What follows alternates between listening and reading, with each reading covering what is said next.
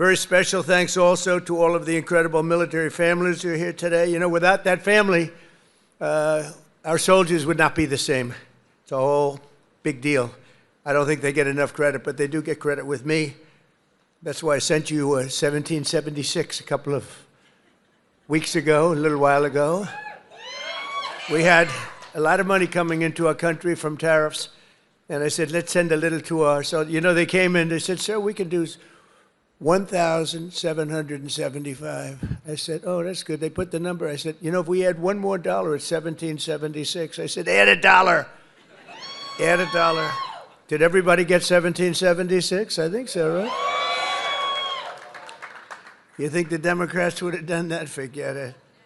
But it's really because of your incredible sacrifices to keep America safe and free. There's nobody more respected than the people in this room. We're also joined by General Gregory Anderson, General Brandon Tagmeyer, Secretary Howard Lutnick, Senator Ted Budd, he's doing a fantastic job too. Members of Congress, Mark Harris, Pat Harrigan, Brad Knott, David Rouser, Addison McDowell, and your own congressman from right here in the district, a really great guy, he's a real leader too. Richard Hudson, where are they? Where are they all? Look at them. They're all dressed up. They have to be nice to you because without your vote, forget it. They're out of commission, right, fellas? But what a good job. And Richard, this is your area. Congratulations. He's always bugging me for more money for Fort Bragg. I said, Richard, get off my back. And we're going to do that. You know, they're talking about a big compound, right? And we're going to get that done. We're going to get it done for you. Now, if the Democrats get in, it's not going to happen. I guarantee you that. But we're going to get that done. That's your number one priority, I think. Richard Hudson. So you have another man who is running for the Senate, who is phenomenal. The only thing is he's not as well known. He was behind the scenes. He was the head of my 3 campaigns. I won all 3 times here by a lot. It wasn't even close. And he was responsible, along with Laura Trump. Laura is fantastic. Born here and loves the area, but they work together. But Michael Whatley, if he's here, I don't know. Michael, will you come here for a second, please? He's running for the Senate, and if he gets in, you're going to be taken care of. If he doesn't get in, we're going to be stripping the military like they always do, the Democrats. This is a man who was the head of North Carolina. So he did so well that I said, who is that guy that did so well? Because when it came time to picking the head of the Republican Party, I picked him. And you saw what happened in the last election. We won in a landslide. We won every swing state, all 7 swing states. We won by millions of votes, the popular vote. You know, the first time I won, but they say I didn't win the popular vote. You know I did. I won it by a lot, but they say I didn't. So every time they'd introduce Donald Trump, who didn't win the popular vote, but he, you know, whatever. I said, I don't ever want that to happen again. But we did. We won everything. And this is a man that was in charge of this state. He did so well here. There was nobody else that I even considered to run the RNC. That's the whole country. And we had a big, big victory just recently that you know very well, a victory like they've never seen. So I'd just like you to say a couple of words, Michael. Congratulations. Thank you. Good to see you. In 2015, Donald Trump came down an escalator and said that he was going to make America great, that he was going to protect our country, that he was going to make sure that our men and women in uniform had what they needed to protect our interests and our allies around the world. And North Carolina stood up and said, that's our guy. And in his term in office and in this term in office, there has never been a president who has fought for Fort Bragg, who has fought for the men and women in uniform in North Carolina, as well as our veterans, more and harder and better than Donald J. Trump, our 45th and 47th President of the United States of America.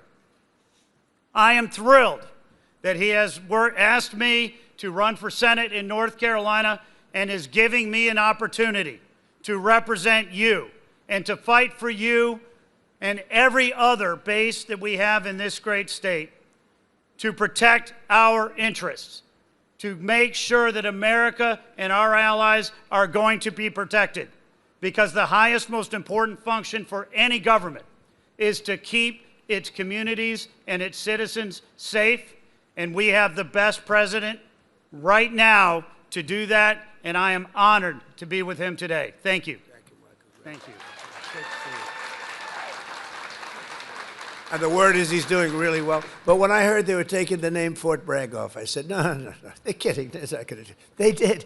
They took the name off. We got it back very quickly, but they took it off. And if we don't win the midterms, they'll take it off again. They'll take it off again. You can't let that happen. And this man is exceptional, I'll tell you right now. So with the help of everyone in this room, America is the strongest military on the face of the earth. We rebuilt it. We really did. We rebuilt it in my first term. We had a great first term. We had the best economy in history, but this is blowing it away. But we had a great economy in the first term. We did everything, but we really created a tremendous military. Now, some of it was given away, actually a lot, but small compared to what we did to Afghanistan. You remember that, where they left all the military equipment behind? We wouldn't have left anything. We would get out with dignity and strength, respect. We looked like we were running. We don't run from anybody. That was a Biden embarrassment. What a terrible president. But we came back and we already have rebuilt our military to stronger than it was even then. And we don't leave equipment behind. We don't leave jets behind. I said, why do you leave those jets behind? Sir, I thought it was cheaper to leave it behind. You know, $150 million plane. All they had to do was put a little jet fuel in there and fly it to wherever they want to fly it. These people were the worst. We can't let it happen again. Our military, if the Democrats get in, will be severely misserved. But we rebuilt it in my first term, and now we're making it stronger and bigger and better than ever before. The recruiting is through the roof. You know that. After years of recruiting shortfalls, as an example, new enlistments have soared to record highs. We had, a year and a half ago, nobody wanted to join the military. They didn't want to join the Army. You know that. It was like terrible. They didn't want to join the Army, the Navy, the Air Force, the Marines, the Coast Guard, or my beloved, how about that, Space Force. Do we like Space Force? It's turning out to be very important. But they tried to end that, and actually the military refused to allow that to happen. But you couldn't get people to join.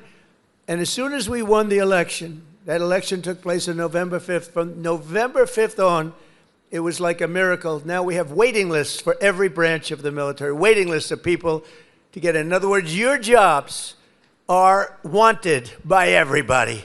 And isn't that a better feeling? I'm looking at the smiling faces. We've got a lot of smiling faces. You should be smiling. Last year, the Navy and Air Force and Space Force all surpassed their recruiting goals by 5 months early, and the numbers are through the roof. In fact, it'd be a very good time to expand. You know, it's a good time to expand. But the Army did even better than the others, and you shattered your annual recruitment by almost 5 months and lots of days, but more importantly, the number and the quality of recruit has never been higher. This year, the Army is beating its recruitment goal by 116%, and I'm very proud of that. I was very embarrassed for a period of years as I watched how badly this country was run, standing outside and hearing constantly that we couldn't get people to join our great forces. We ended the scourge of political correctness in our military. We renamed the Department of Defense to the Department of War. Think of it, we won World War I. We won everything. World War II, and everything before, during, and a little bit after, except we fought a little bit differently. We fought to be politically correct. We were a politically correct force with the presidents. But now we have a real force, and you see that with what we did in Iran with the B-2 bombers. A lot of you were involved in that. And what we did recently in Venezuela, nobody ever saw anything like that happen. A Venezuelan general who was on the site, but he moved out fast enough that he lived, because most of them didn't. But he was on the site. He said, we were totally prepared. We saw the planes coming. We saw everything coming. You know, they're a good, strong force. And he said, we got hit like nobody's. They were hit from 17 different directions. They said, there's never been anything like that. It was over in like literally a minute. Everybody was running for the hills. And that's what we have. We have the strongest military in the world by far. We have the best equipment.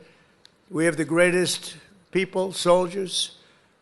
We brought back merit as the sole consideration for advancement and promotion in our military. We won the Supreme Court case, shockingly in that case. It took courage to come up with that decision. It's based on merit. Now you want to get into a college, it's based on merit. It's not based on anything else. You want to get into the military, you got to have a little muscle. You got to be strong, like these people here.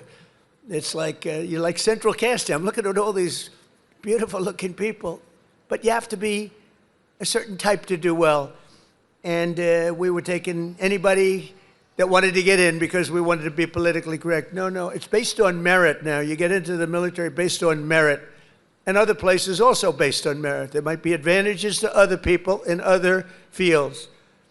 But this is all based on merit. As long as I'm president, we will be the best led, the best trained, the best equipped, the most disciplined, and the most elite fighting force the world has ever seen. That's what we've turned out to be, and everybody knows it.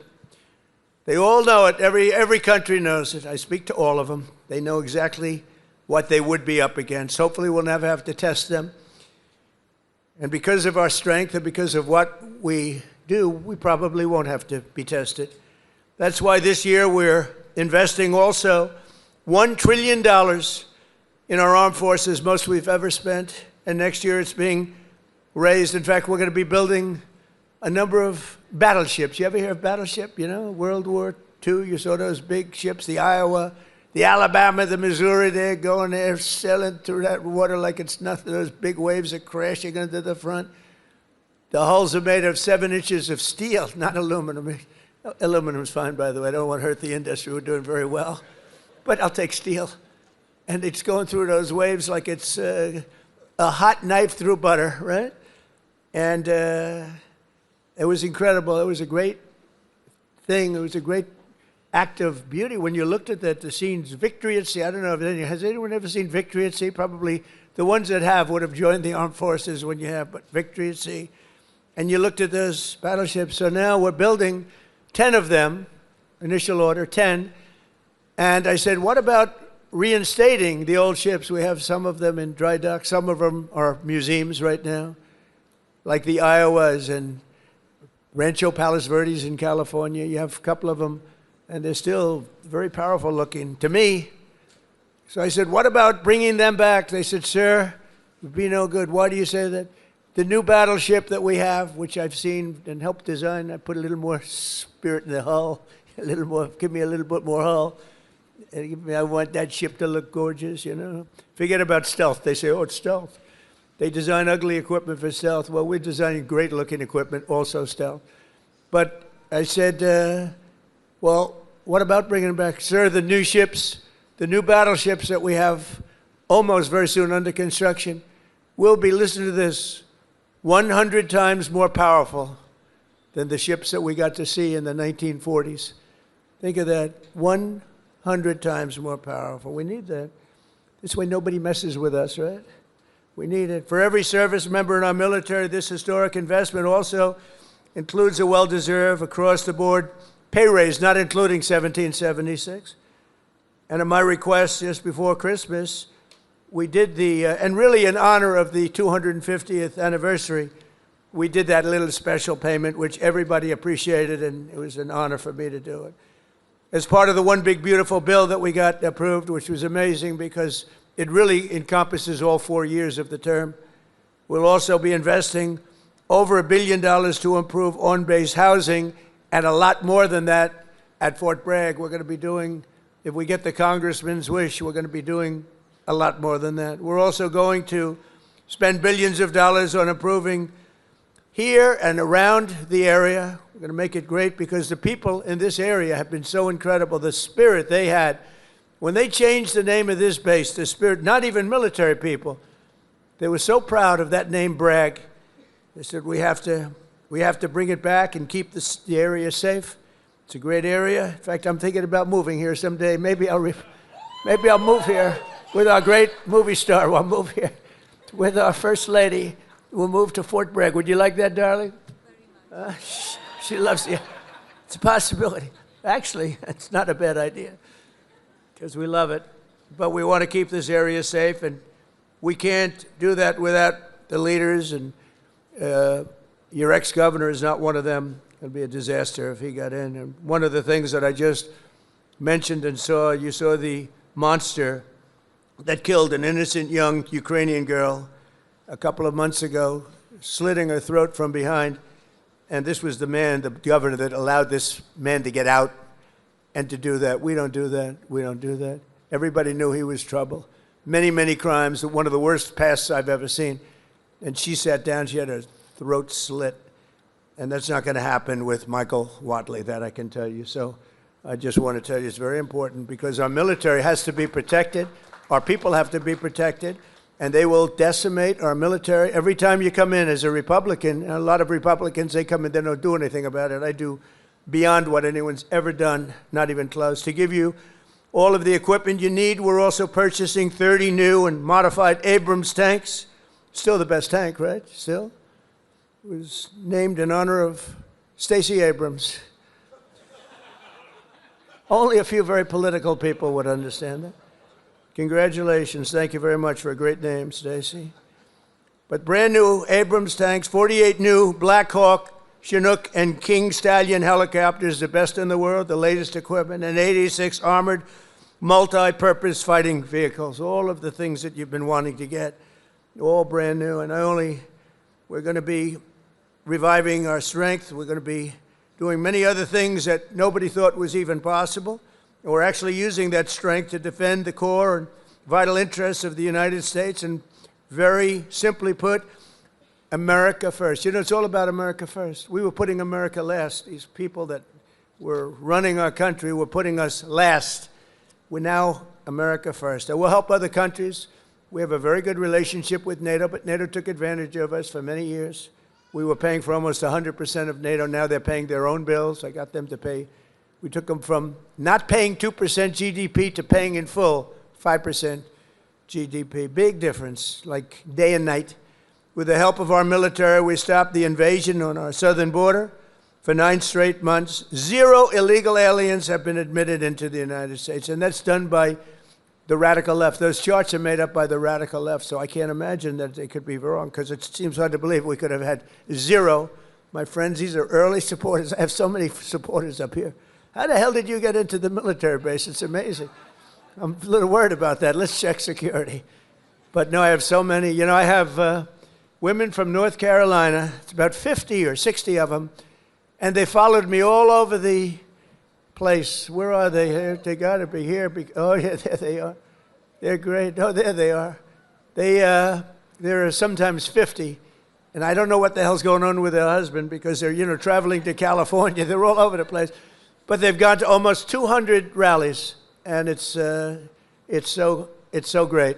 It's so great. We have Susie Wiles here also, who's the first female chief of staff, and she's done a fantastic job, and she's standing right next to those great patriots from North Carolina. No, they would go all over. It didn't matter where I was. Sometimes I'd see them, like, I made a speech in London. They ended up being, they must be pretty wealthy. That's all I know, because they do a lot of traveling. But thank you very much for being here and for your support for years, because they were there right at the beginning, 2015, even 2015, before we started. Some of them were there before I even announced. They said he'll be a good